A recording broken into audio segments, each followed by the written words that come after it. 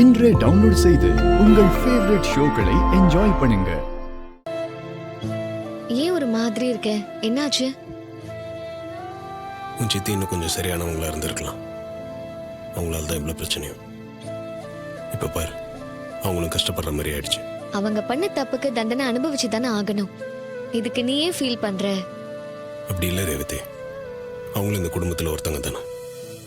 அவங்க police station போகிறதுக்கு நான் காரணமாயிட்டேன்னு நினைக்கும் போது கஷ்டமா இருக்கு. நீ இவ்ளோ ஃபீல் பண்ற அளவுக்கு அவங்க அதுக்கு ஒர்த்தானவங்களே இல்ல.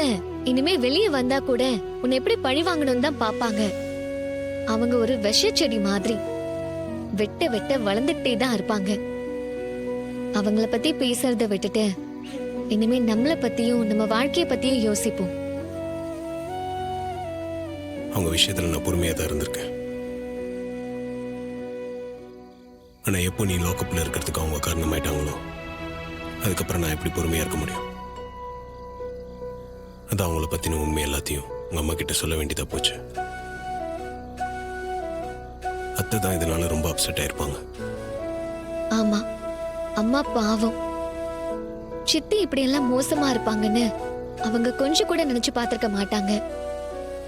ஒருத்தர் மேல நம்ம ரொம்ப அன்பு, பாசம், நம்பிக்கை எல்லாம் வச்சிருந்த பின்னாடி அதை உடைக்கிற மாதிரி அவங்க நடந்துக்கிட்டா எவ்வளவு வலி வேதனை இருக்கும். அதான் அம்மாவுக்கு இப்ப ஆயிருக்கு. மனசளவுல ரொம்ப உடைஞ்சு போயிட்டாங்க. எல்லா விஷயத்திலயும் ரொம்ப விவரமா தெளிவா இருக்கிறவங்க சித்தி விஷயத்துல மட்டும் ரொம்ப பலவீனமா இருந்துட்டாங்க. அத்தை அவங்க மேல வச்சிருக்க பாசம் தான் அவங்கள சிந்திக்க விடாம பண்ணிருச்சு. இல்லைன்னா அத்தைக்கு அவங்கள பத்தி எப்போ தெரிஞ்சிருக்கும். உண்மைதான். அம்மா இதை விட எவ்வளவோ பிரச்சனைகளை சந்திச்சிருக்காங்க. அப்பெல்லாம் இப்படி கலங்கி போனதே இல்ல. சித்தி பண்ண துரோகத்தை அவங்களால தாங்கிக்கவே முடியல. அவங்க அம்மா படத்துக்கு முன்னாடி நின்னு கண் கலங்கி பேசிட்டு இருந்தாங்க. இப்படி அவங்க உடைஞ்சு போய் நான் பார்த்ததே இல்ல. தங்கச்சி மேல அம்மாவுக்கு அவ்வளோ பாசம். ஆனா சித்தி அம்மாவோட பாசத்தை புரிஞ்சுக்காம அவங்களுக்கே கெடுதல் நினைச்சிருக்காங்க.